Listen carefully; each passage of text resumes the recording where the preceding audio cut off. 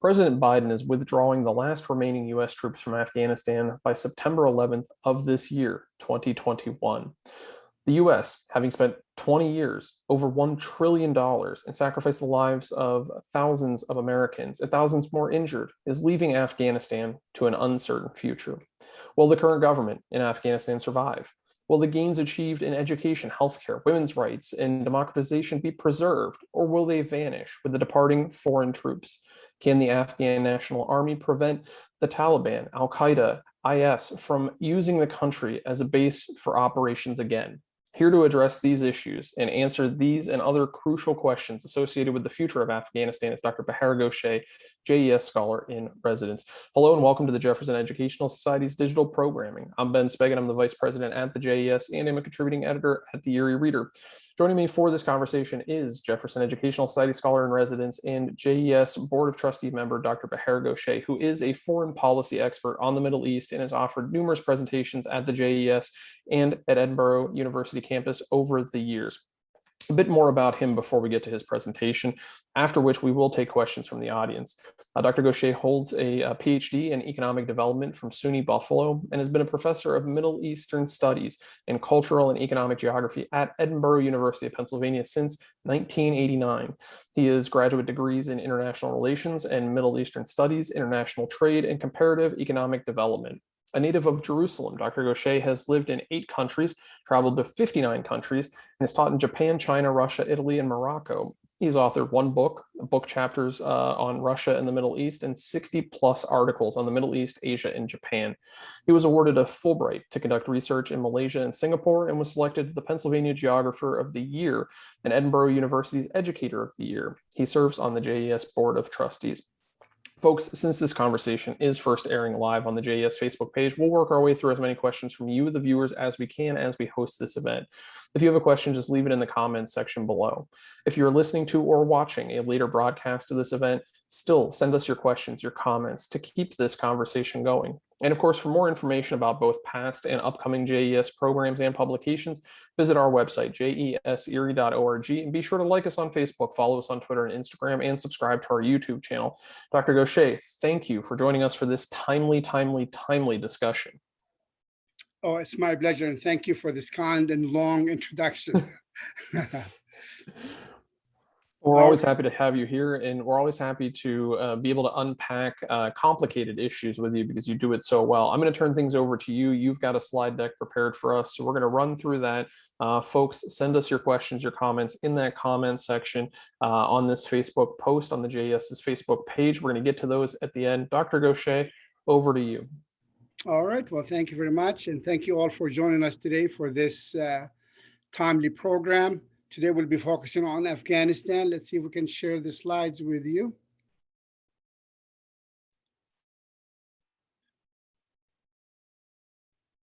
Let's see. I haven't done this in a little while, so I think Ben probably has mastered this since he does so many of these.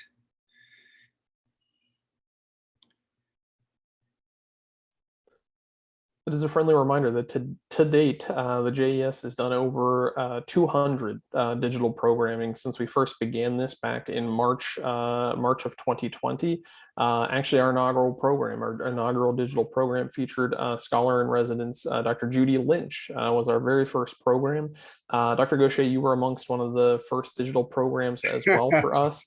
We're so grateful to be able to make that pivot to continue to offer JES programming and to do it on a digital platform.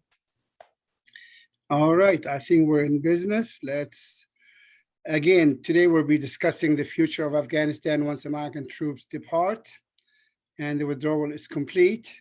So let's start by, I guess, just simple geography. Afghanistan is sandwiched between Central Asia in the north, South Asia, Pakistan and India in the south, and the Middle East in the west. So it's in a really, I guess, volatile neighborhood. It's a relatively large country with a harsh topography and climate, and we'll get to that in a second. It was the center of what was called the Great Game competition between the British and the Russian for control and influence of the region. The two large superpowers checked each other out, and neither one of them got to control Afghanistan. Afghanistan, of course, became very prominent in the 1970s after the Soviet troops invaded the country in 1979 to help protect and prop up that pro-communist regime. Of course, that brought in the United States and our allies. We wanted to drive the Russians, the Soviet troops, out of Afghanistan. As soon as the Russians were defeated and withdrew from Afghanistan, it seemed like everybody else, including us, lost interest in the country, and we quickly abandoned Afghanistan. And unfortunately, that resulted in a protracted civil war that resulted in millions of Afghans becoming refugees, hundreds of thousands killed. So this was our first, if you want, withdrawal from Afghanistan. We withdrew our support and assistance to the country as soon as the Soviets were defeated and had to withdraw from the country. So this vacuum that was resulted from our abandoning Afghanistan and the Soviet withdrawal resulted in the emergence of the Taliban. Taliban simply means religious students. And these religious students are religious students that we helped create because we wanted to use Islam and some Islamic teaching to mobilize support against the Soviets in Afghanistan. So at that time, we called them the Mujahideen, freedom fighters. Now they're called the Taliban religious students. There's basically the same group, just changed name. After the civil war in Afghanistan, the Afghanis were fed up with the corruption of the government and were welcoming of the Taliban initially, and the Taliban gained control of over 90% of the country's territory. The area they did not control was in the north, and we'll come to that. The Northern Alliance, minority groups in the north, that minority ethnic groups in the north, Tajik, Turkmen, Uzbek, that are different and speak a different language and have a different culture from the Pashtun that dominate the country in the center and the area bordering on Pakistan. So unfortunately, this country has been devastated by decades of war, and that continues today. Of course, the United States has helped to rebuild some of its infrastructure, but it's still one of the world's poorest countries. And we'll come back and talk about income and life expectancy and literacy, and we'll see that Afghanistan remains one of the poorest countries in the world today. And it has a very important strategic location, even though it does have a very harsh and rugged terrain. So when we look at some pictures of Afghanistan, it has some very harsh, rugged mountains. Usually we hear about ceasefire in winter. Ceasefire in winter is dictated by climate and topography, not by agreement between the warring factions. So it does have deserts, mountains. Even the main city, Kabul, the capital city, is ringed by mountains. The Afghanis are not just one group. This is one of the issues we find in much of the Middle East, South Asia, and Africa, former colonial possessions. So when we look at Afghanistan, Afghanis today are mostly Muslim, and that's because of the Arab Islamic conquest of the country or the territory. So the local population converted from their former religion, Zoroastrianism, Buddhism, and Hinduism to Islam.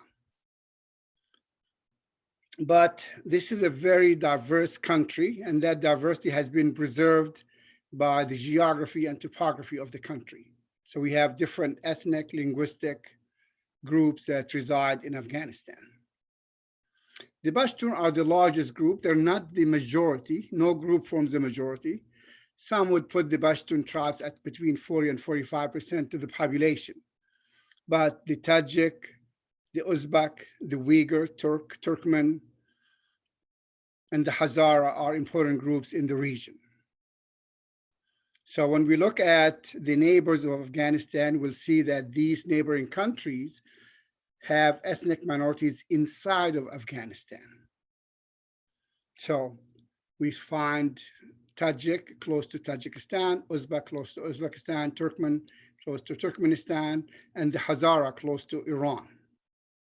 So all of these minority groups have, if you want, brothers across the border. Borders that were created by colonial powers, and they never made any sense to the locals. So when we look at a map of Afghanistan, we can see that we have the light green, the Pashtun, again, stretching from the borders of Afghanistan all the way to the center of the country. But if we look at the north, we will see that we have the Turkmen, we have the Uzbek, we have the Tajik, and close to the borders with Iran, we have the Hazara. So we have many different groups. This current map here would show us that the Baluch are found in Afghanistan, are found in Iran, are found in Pakistan.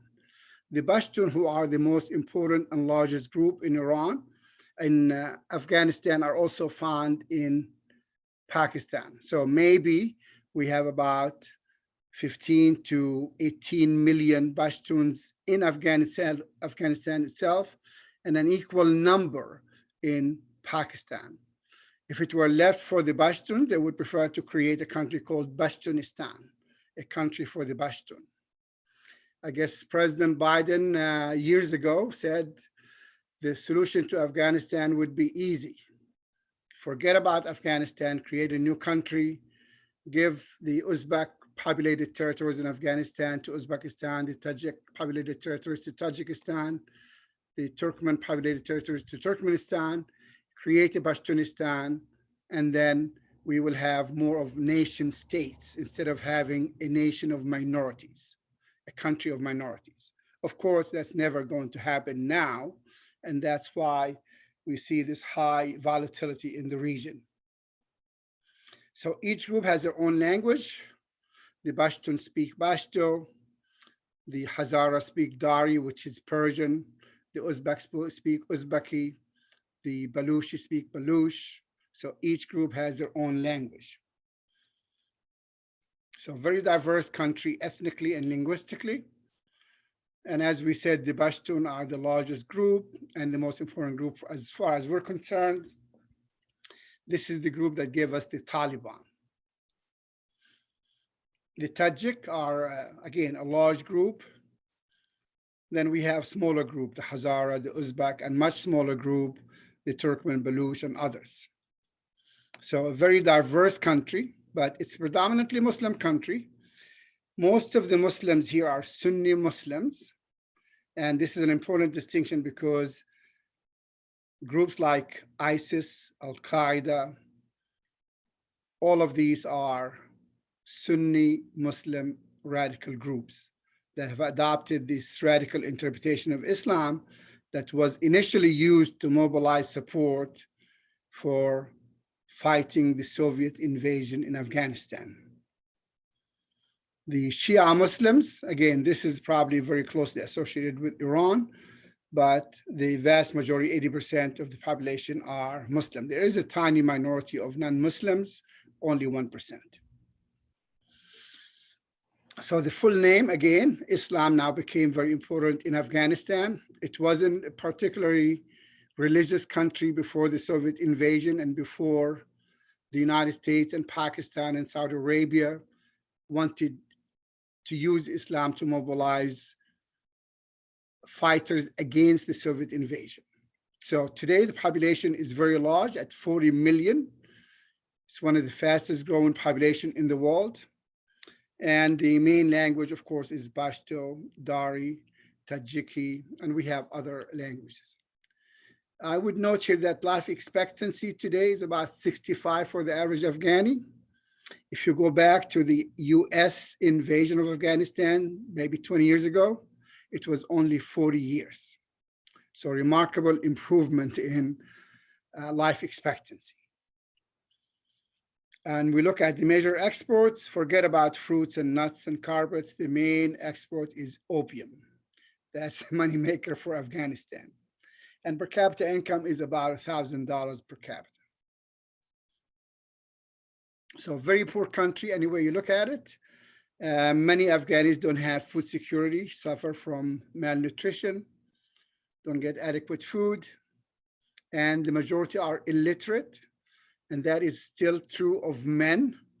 So the majority of men are illiterate, and that is especially true of the Taliban. They study religion or one version of religion, and all they do is memorize the Quran. The Quran, of course, is written in Arabic. They speak Pashto, Dari, Uzbeki, and they don't really understand Arabic. Never mind classical Arabic, which is the language of the Quran. So somebody interprets that for them, and the interpretation varies depending on the interpreter.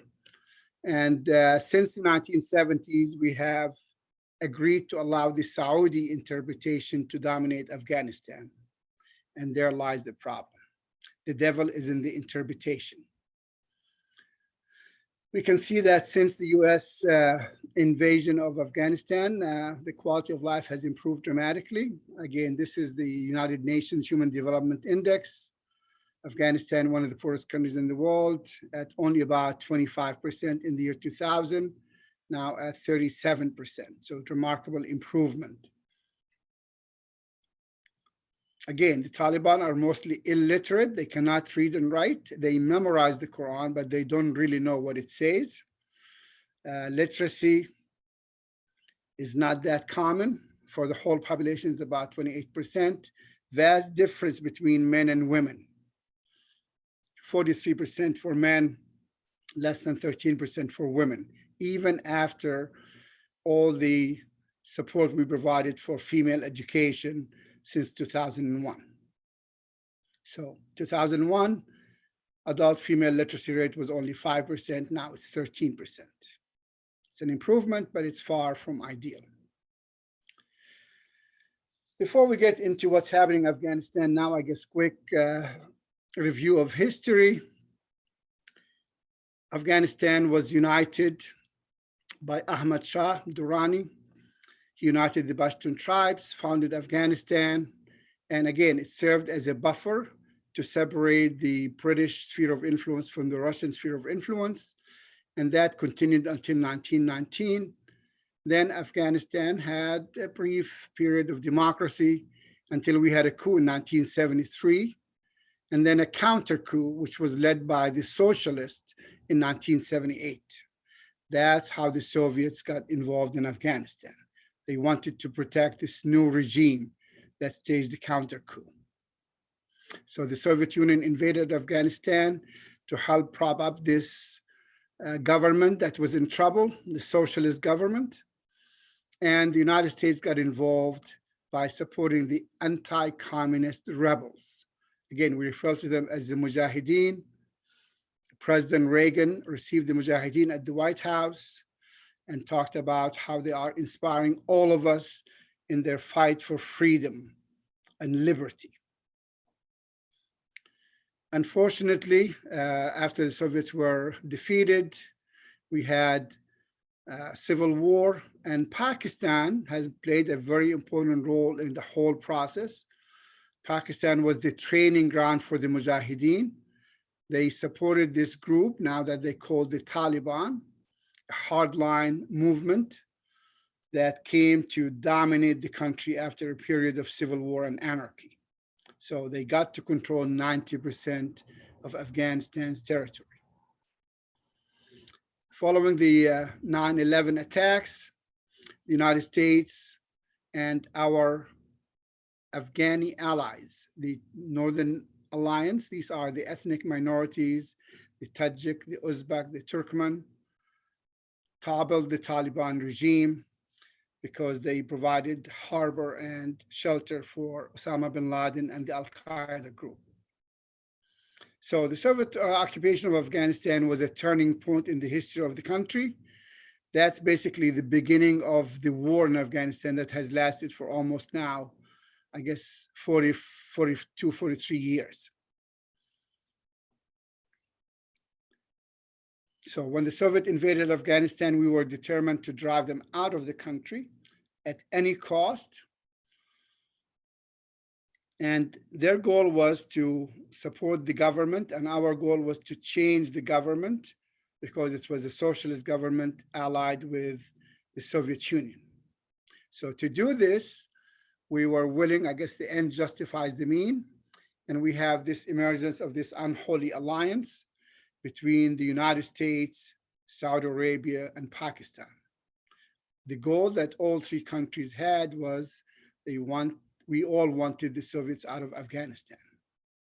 So the United States and Saudi Arabia provided the money, the weapons, the training for the Mujahideen. Pakistan provided the territory and the training grounds. Saudi Arabia provided the ideology that helped eventually to shape the future of the Taliban, of ISIS, of Al-Qaeda. So in Pakistan, we see the emergence of these madrasas, religious schools. These religious schools were usually led by clerks, religious scholars from Saudi Arabia, whose interpretation of Islam is it's the duty of every Muslim to fight for the liberation of all Muslim land from infidels, in this case, the Soviets. We have to be careful what we wish for because it's the same ideology that is being used against us today. So we had CIA operatives in the country. We provided a lot of weapons, I guess, shoulder ground-to-air missiles to shoot down Soviet helicopters and planes, fighter jets. And we worked with many of these volunteers that went to fight the infidels in Afghanistan. And one of those volunteers that recruited fighters was a guy called Osama bin Laden.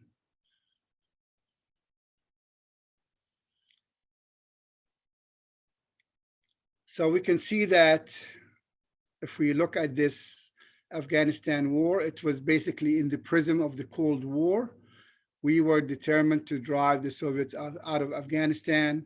We provided the weapons, the Saudis provided the money, the Pakistanis provided the training ground, and the Saudis provided this harsh and unaccepted interpretation of Islam, unaccepted by the vast majority of Muslims. So this Wahhabi interpretation of Islam is what drove and what resulted in the creation of the Mujahideen and the Taliban and ISIS and Al-Qaeda. So as part of that recruitment, Saudi clerks would recruit Afghan Arabs. These are Arabs that decided to volunteer to fight the Soviets in Afghanistan. They would go to Pakistan and get trained. They would be financed by Saudi Arabia. Again, Osama bin Laden was one of the main recruiters. And this group eventually evolved into what we now know as Al-Qaeda. We don't know how many Afghanis have died in the war, in the many wars, I should say, not just one war of Afghanistan, but some estimate puts it as high as 2 million. Over 5 million Afghanis had to flee their country and seek refuge in neighboring countries, mostly in Pakistan and Iran. At one time, 1/3 of all of Afghani population were refugees. Some took refuge in a neighboring country. Some were displaced people within their own country. So we can see many were killed, many more were injured, and the infrastructure was devastated. If we look at an example of that, the city of Kandahar is the second largest city in Afghanistan. It had a pre-war population of 200,000. After the war, the population dropped to 25,000. So dramatic decline. All of the infrastructure was destroyed. Ironically, once the Soviets were defeated, those Afghan Arabs took much of the credit. So groups like Osama bin Laden's Al-Qaeda asserted that the collapse of the Soviet Union was simply the work of the Muslim volunteers, the Mujahideen in Afghanistan. The United States basically did not play any important role. They took credit for the collapse of the Soviet Union. So again, the Mujahideen eventually, with the assistance of Pakistan, became the Taliban and got to control the country and provided harbor for radical groups like Al-Qaeda. The war, I guess our war in Afghanistan began on October 7, 2001, right after the 9/11 attacks. We called it Operation Enduring Freedom. It was launched in assistance with our allies, initially the British, but also NATO allies. And our goal was to prevent Afghanistan from ever serving as a safe harbor for terrorist activities.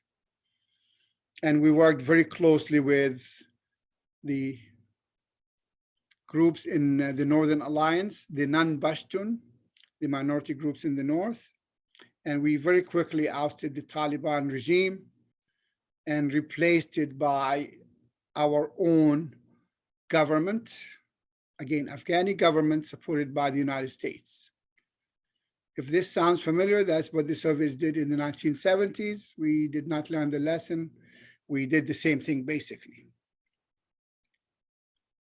The Taliban did not want to fight us face to face, so they used guerrilla tactics, suicide bombings, IEDs, and that became problematic for us because we could not, it was asymmetrical warfare.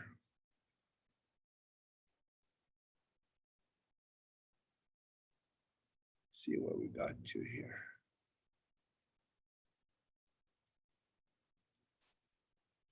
So this new government that we installed in Afghanistan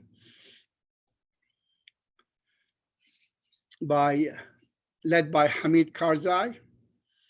Hamid Karzai had no power base in the country, had no militia of his own, and he relied heavily on the Northern Alliance, the Tajik, the Uzbek, the Turkmen, and they came to dominate the government. Hamid Karzai himself is a Pashtun, but he was rejected by the majority of Pashtuns. So when we look at what happened in Afghanistan with our involvement, we see a repetition of this great game. Now, the competition is not between the Russians and the British. The competition now is increasingly between countries like India and Pakistan. Pakistan, even though nominally our ally, is determined to have the most influence, if not the exclusive influence in Afghanistan. They did not like the fact that Karzai, who studied in India, was very friendly with India. They wanted to have the most influence. So we have other countries that vie for influence, China, Iran, and China has gotten, I guess, most of the investment in the mineral extraction in Afghanistan, so they're making most of the money out of the country. So the election in Afghanistan have been questionable elections, flawed elections, fraudulent elections. International monitors have always said that these are not fair or free elections. And of course, it doesn't help if your brother is the largest drug lord in the world and is governor of a province. So whether we're talking about the Karzai election or the current election of Ghani, all of them have been questioned elections. And the last elections in 2019, we had two candidates that declared that they won the election. And the solution was they will share power. So Ghani and Abdullah are number 1 and 2 in the government. Of course, Afghanistan in this period, we had a vacuum of internal security. We still have warlords and drug lords, and the warlords are financing their militia through the opium trade. So when we entered Afghanistan, Afghanistan produced 50% of the world's opium.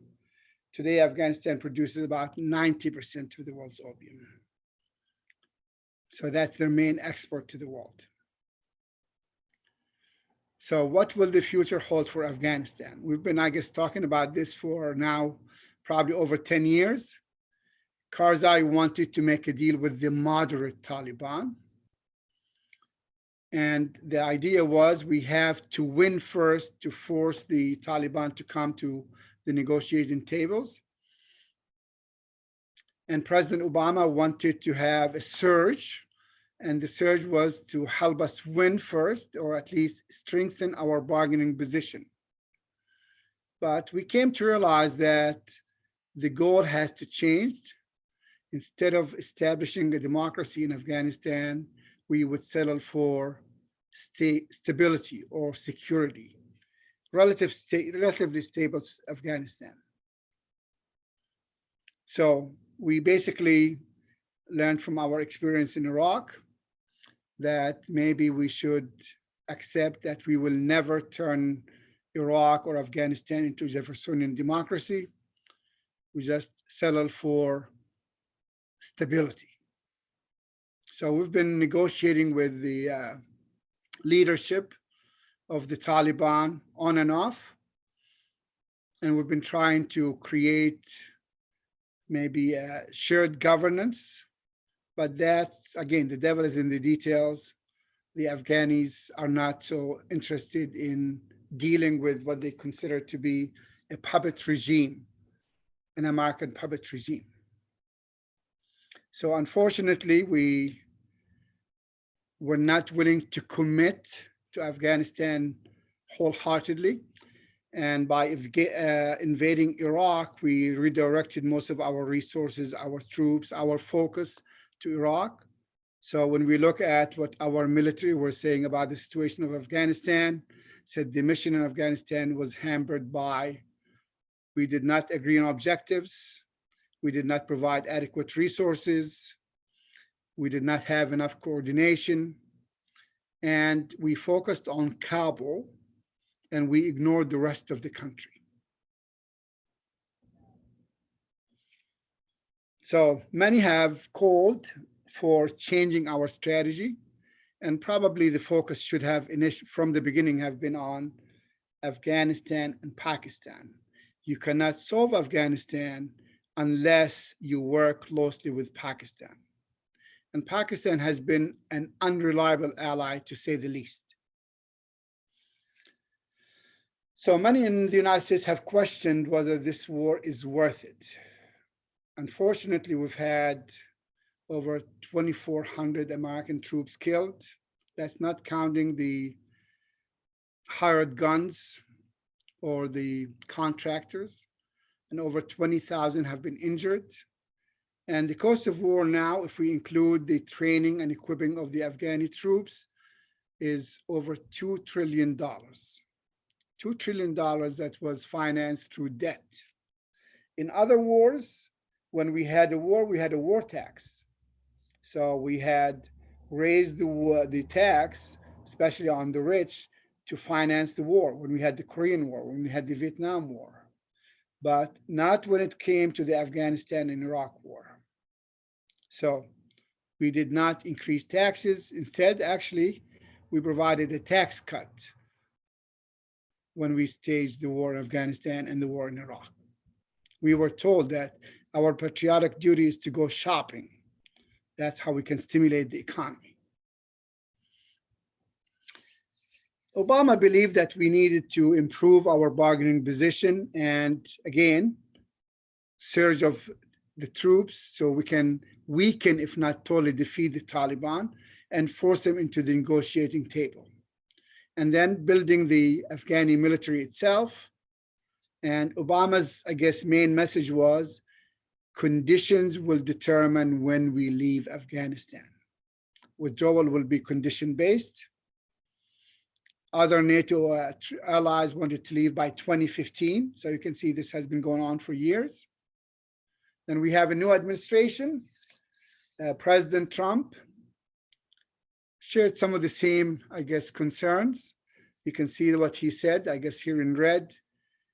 His original instinct was, I want to pull all American troops out of Afghanistan. Good thing is he did not follow through on that, even though he wanted to do it. But he concluded that there are three fundamental conclusions that must be met. One, if we want to leave Afghanistan, we must find and seek an honorable and enduring outcome. An outcome that represents the sacrifices we made, the investment we made in Afghanistan. So the troops that have been killed and injured, that have been sacrificed, they deserve an honorable outcome. Second, we cannot just leave because the consequences will be unacceptable. A hasty withdrawal will create a vacuum for terrorist groups. We don't want to create another haven for terrorists in Afghanistan. And finally, security threats in Afghanistan are immense. And security threats in Afghanistan are influenced by the regional threats.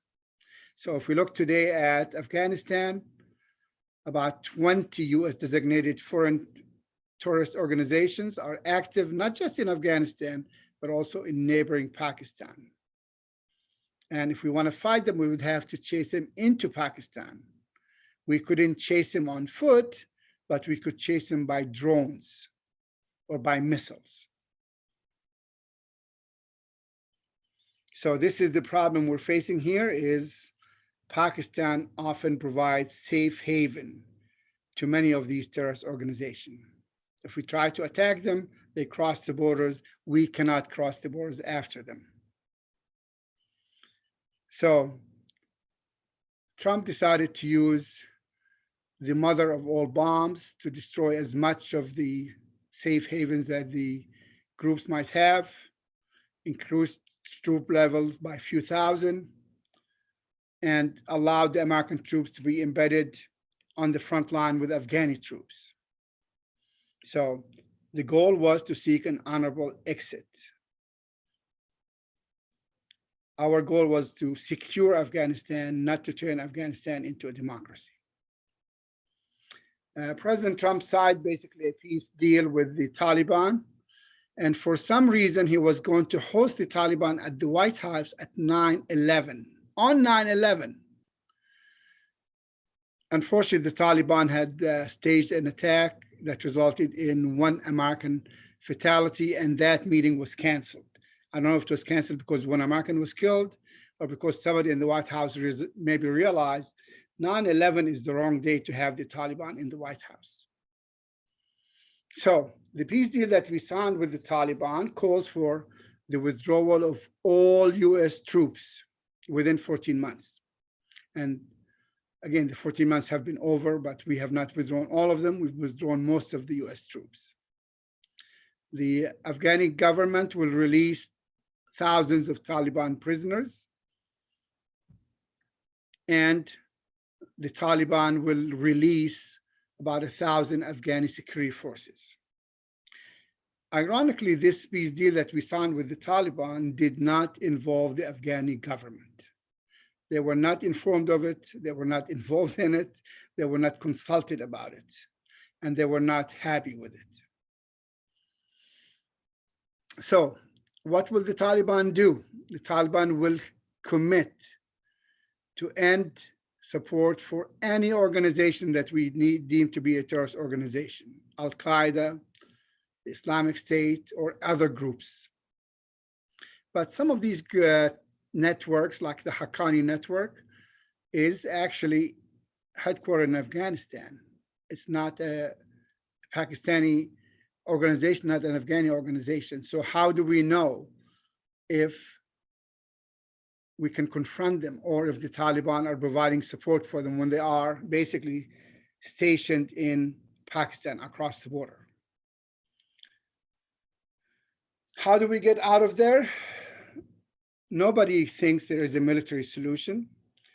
People who study Afghani history will tell you that going back to the Greeks, to the British, to the Russians, and now to us Americans, nobody has won militarily there. You could bleed 1,000 cuts and eventually be forced to leave the country. So how do we reach a power sharing agreement in Afghanistan? The Taliban agreed to power sharing, but they don't want the current president that they think is an American puppet. They did not like Karzai and they don't like Ghani. They want both gone. They basically want to maybe, if not dominate the government, but at least have a very large role in choosing the president and the leadership of the country. Again, both Karzai and Ghani were seen as corrupt, as winners of fraudulent elections, and neither one of them has a base of support in the country. So we have encouraged the Afghanis to talk among themselves and come up to a power sharing agreement. That has not gone very far. We agreed to a ceasefire, but it doesn't seem that the Taliban are abiding by the ceasefire. Seeing that we're leaving, they have no reason to abide by the ceasefire. They think they have won and we're leaving, just like the Russians have left. What will happen to women's rights? The Taliban's view is, well, Islam provides for equality of women. That might be true, but their interpretation of Islam does not provide and has never provided for equality of women. Women were not allowed to work, were not allowed to attend school. And you can see from the headlines in the Asian Pacific, Afghanis feel that they were thrown under the bus in this deal between us and the Taliban. They were not consulted, they were not involved, even though they're the ones who are going to pay the price for it. So what's happening now? We expect our evacuation to be actually ending in this week. By Sunday, the expectation is all American troops would have left the country. If not 100%, maybe 99%. We did not tell our Afghani partners about our plans. Again, we don't quite trust them. And we think that many of their troops have been infiltrated by the Taliban. So who's going to take over security responsibility? The Turkish troops, our NATO allies, have agreed to take responsibility for security at Bagram Air Base. 500 Turkish troops will provide security. The questions we have now is, are the Afghani military, 300,000 strong that we have recruited, trained, that we pay their salaries, are they ready for the fight? Do they have the motivation? Are they committed? We saw in the last few weeks, 1,000 of them fled to neighboring countries. Many surrendered their weapons to the Taliban. Can we count on them to protect the country? We've heard of many green on blue attacks, green meaning Afghani government soldiers. Blue means American and NATO troops. We've had the presidential palace attacked just a few days ago. If the presidential palace cannot be protected, can we protect the rest of the country? Our best bet is the elite troops. There are about 30,000 elite troops, highly trained, highly motivated, well-equipped, but are they good enough to protect security for the whole country? Or will they only provide security for the capital city, for Kabul? So if we look at what's been happening since April, you can see on the map on the left and the map on the right, contested areas and Taliban-controlled areas have tripled in size in 3 months. Taliban now controlled, directly or indirectly, about 80% of the territories. But we have to understand that many of these territories are sparsely populated or unpopulated mountainous areas or desert areas. The main urban centers are still controlled by the government. Will that last? That becomes the big question. So can we provide protection for Afghanistan, for the government of Afghanistan? What about those Afghanis that worked for us? This became a big issue, and we've seen that on Capitol Hill. We see that in DC. many American troops stepped forward and said, we have to protect those people that helped us fight the war. The translator, the interpreters, those that went with us to the front lines. So the goal, I guess, now is to evacuate them out of Afghanistan, if not directly to the United States, send them to Guam or to Qatar or to Kuwait until they're processed and they can come to the United States and seek refuge here in this country. Probably one of the biggest issues we have is the issue of women. We have seen enormous improvement and progress in the situation of women. Many more women work, many more girls go to school. Is that going to continue when we leave the country? Can the government hold on? Can they reach an accommodation with the Taliban? What about those ethnic minorities that basically were our boots on the ground, the Northern Alliance soldiers that fought the war on our behalf? What will happen to them? Are we going to protect them from the Taliban? So again, there's a lot to be still decided, but some important question that's still yet to be answered. I will stop here and leave it for questions. I guess we took a little more time than I thought, but I'm sure Ben has a lot of good questions for us. Dr. Gaucher, thank you for that. That is so much history, so much significance of geopolitical relations to go through in such a short amount of time, and yet you've done it in a way that I think helps a lot of folks begin to unpack what's happening. I've got some great questions, but I'll tell you, our audience has some great questions in the comment section of this JES Facebook post. Folks, if you still have yours, we're going to try to sneak in as many as we can before we end this event. And so I want to go right to the comment section, Dr. Gaucher. And one, I think this person picked up on the importance of the relationship between Afghanistan and Pakistan. That's something we heard you speak about again and again throughout this presentation, even going back to, should it have been a two-country strategy for the US, work with both Afghanistan and Pakistan, then the role of Pakistan in the area. So I'd like to read this person's question. It said, look, they're very concerned about the status of women and children in Afghanistan. However, more fearful, this person says, more fearful for how the Taliban will relate to their neighbor, Pakistan, a nuclear power. What do you think of the future of their relationship bodes for the region and the world? So right back to the heart of it, Afghanistan and Pakistan, their relationship, what is going to be, in your estimation, the implications in that region moving forward and then globally moving forward? Well, that is a very good question. And that probably is at the heart of the matter. We mentioned many times that there is no military solution. And to solve Afghanistan, you must solve Pakistan. And Pakistan, on paper, is our ally. But Pakistan is also a very close military and economic ally of China. And Pakistan is in competition with India.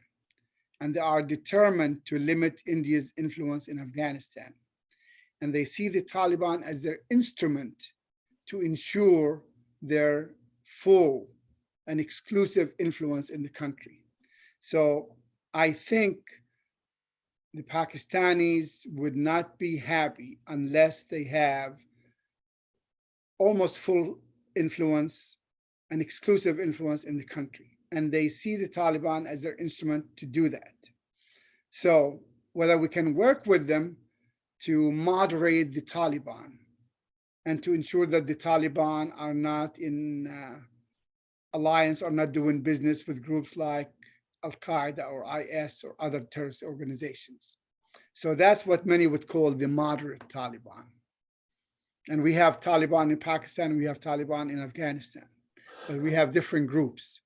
So can we make a deal with Pakistan where we allow them to have the most influence as long as they can be a moderating influence on the Taliban, who will come to dominate Afghanistan again, I think.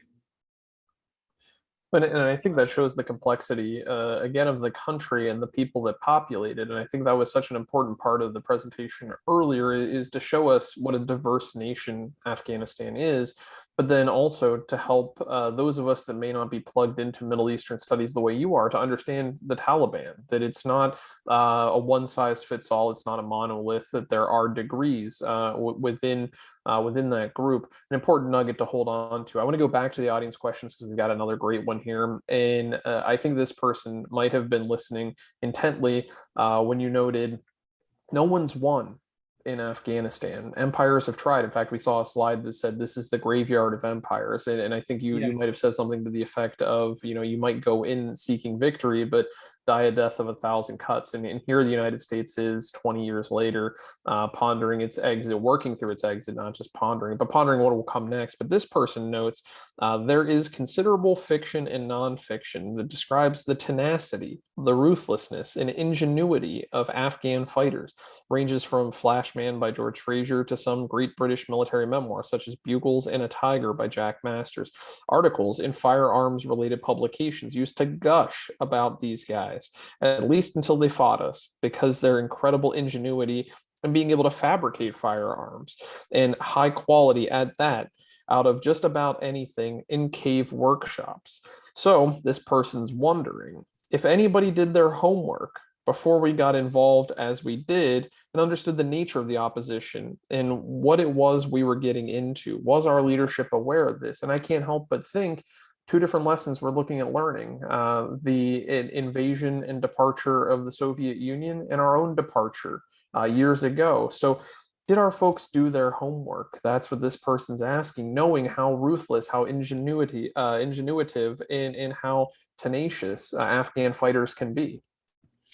Well, I believe that our reading of the situation was the Taliban are equipped with American military weapons that date back to the 1970s. So they're not very well equipped. And our thinking was we will go in and overthrow the government. And with the help of our Afghani allies, the other minorities, establish a new government and we will leave quickly. We did not expect to stay there for 20 years. I don't think anybody expected us to stay even 2 years. But having said that, now we realize that we can't achieve what is our goal. If our goal, we can declare victory. Afghanistan is no longer a haven for Al Qaeda or for IS. It's not basically sponsored or embraced by the government or by the majority of Afghanis. So if our goal was to drive the terrorist organization out of Afghanistan and prevent Afghanistan from becoming a haven for terrorist organization, we have won. If our goal was the unrealistic goal of turning Afghanistan into a Jeffersonian democracy, this was never realistic. This was never going to happen. And certainly some success to celebrate along the way in terms of quality of life. I had two different data points that stood out to me was the increase in life expectancy Absolutely. since US invasion, up from 40 years old up into the 60s. 55, yes, that's remarkable improvement. And also to see, albeit a less significant increase, but still, I think important literacy rates going up. Still a lot of work to be done when it comes to female literacy, and you've got, what happens to women as a major concern, but still some victories that we can look at that we've improved the country over our time there. Absolutely. They have much better infrastructure. They have much better nutrition. They have better quality of life. And yes, we started from very low point, from very low base for female literacy, but female literacy more than doubled while we stayed there, adult literacy. And most young girls now attend school. And that's the progress that we do not want to lose. We cannot afford to lose. And the increase in population, one of the fastest growing countries when it comes to population now at 40 million. So I want to ask what I think might be a simply put question, but I think is an important one and a tough one maybe to unpack. But looking at all that we just covered, the country itself and then its relation to its neighbors in the area, and then looking at the fact that empires have come and tried to exact power on it and have not been able to be successful. Which is a greater threat to the stability now of Afghanistan? internally or externally? What's the immediate greater threat? Its neighbors, its surrounding area, or conflict within? What do you think puts it in a greater jeopardy moving forward as we look at a somewhat more, a much more stabilized Afghanistan than it was 20 years ago, internal or external? That's a good question. And I think that, of course, we have to look at both, but I think the greater threat is internal. Again, maybe Pakistan and India and China will vie for influence, but can we get all these different groups to work together for the common good? Are they going to continue to fight for influence and control? Whether the Pashtun can work with the Tajik and the Uzbek and the Hazara and the other groups, again, for the collective good. And for that to happen, we must have a government that represents all Afghanis, including the Taliban, but the moderate Taliban. And that's where I think will be maybe the greatest challenge for us, is to work very closely with countries that we may not trust very well, like Pakistan, to ensure that, yes, you are going to get influence in Afghanistan, and we don't want to deny you that, but we also want to preserve the progress that happened here and preserve the stability, whatever stability we have brought into the country. And I think we watch with a great degree of caution of where we're headed next. And I know that that's a tough question to ask, but I think that's what I want to come back to at the very end, is what do you see happening next? I'll come back to that in a second. But one of our keen observers noted that you mentioned in the presentation years ago, President Joe Biden, now our president, had made the remark of, here's how to fix Afghanistan. You make it new countries, and you had then remarked it's not possible today. Could we have done that back then? Was that a feasible solution years ago? Well, that's the challenge, whether you talk about Afghanistan, Iraq, or Syria, or other countries in the region. This is unfortunately a legacy of colonial policy, divide and rule policies. They deliberately lump together all these minority groups so that they cannot unite against the colonial power. And they would stir conflict between them so that they're fighting each other and not the colonial power itself.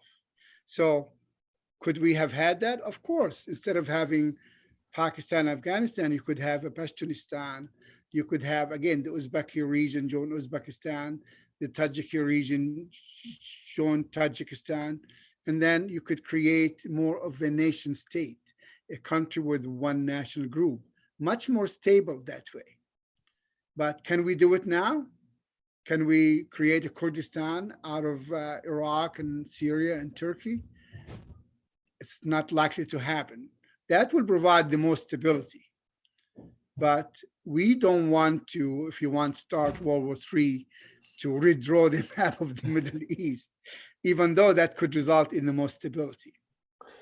And so if that's the answer, but we're up against World War III, I'll recast the final question I was going to ask you, which is next steps, and say if because what I've heard from you in that answer and in comments before is creating a sense of unity amongst the people.